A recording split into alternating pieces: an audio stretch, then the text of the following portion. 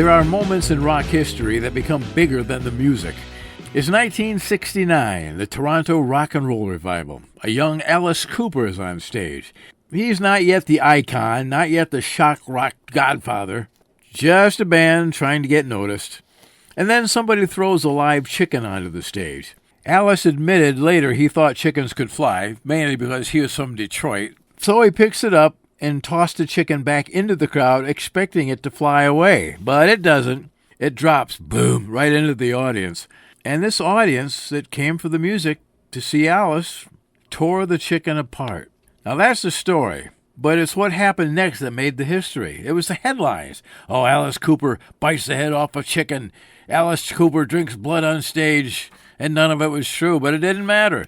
Because somebody very smart gave Alice Cooper the best advice of his career. That happened to be Frank Zappa. Zappa called him up on the phone and said, "Did you really kill a chicken on stage?" And Alice said, "No." Zappa said, "Don't tell anybody. Let them believe it. You can't buy that kind of publicity." And just like that, the story became a legend. Now, the thing is, the chicken wasn't necessarily an accident. In fact, according to multiple accounts, chickens and feathers had already become part of Alice's act. The band had been blowing feathers over the audience during performances. At some shows, chickens were brought in intentionally. It was strategy. Alice wasn't just shocking audiences, he was studying them. And the audience completed the act. Because if the story is true, and there's strong reason to believe versions of it happened more than once, then the most disturbing part is not what happened on stage, it's what happened in the crowd. The transformation of spectators into participants. The moment where entertainment crosses into something less controlled, and that's where Alice Cooper became something new. What he understood was that people don't just watch chaos, they respond to it and amplify it. There's a phrase that's used in intelligence work, plausible deniability.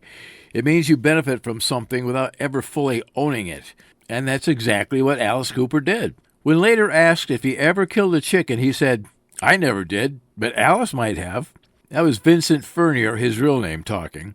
Then there's Alice Cooper, his alter ego. And the myth of the alter ego was far more valuable, because by the early 70s, Alice Cooper had become one of the most talked about acts in the world. His shock rock act was built on a foundation that may have started with a misunderstanding, or may have been part of a carefully constructed illusion. Either way, it worked, because people still tell the story. They still believe it and picture it. And in rock and roll, sometimes the story is the song. It wasn't the chicken that made Alice Cooper famous, it was the myth that did. And once the myth took hold, there was no putting it back in the cage. Now, when I met Alice Cooper back in the 90s, he personally told me a weird twist to the chicken story. He said once he threw the chicken into the audience, yes, the audience members were tearing it apart, but the ironic part was it was the people in the first row that were tearing the chicken apart, and the people in the first row happened to be in wheelchairs. I'll never forget that. This is John Robinson with Nite Muse Media. Make sure you check out We Are Not Alone, scheduled for 8 o'clock Monday. And if you're not already subscribed, please take a moment to do so. Until next weekend, I'll see you again on the Nite Side.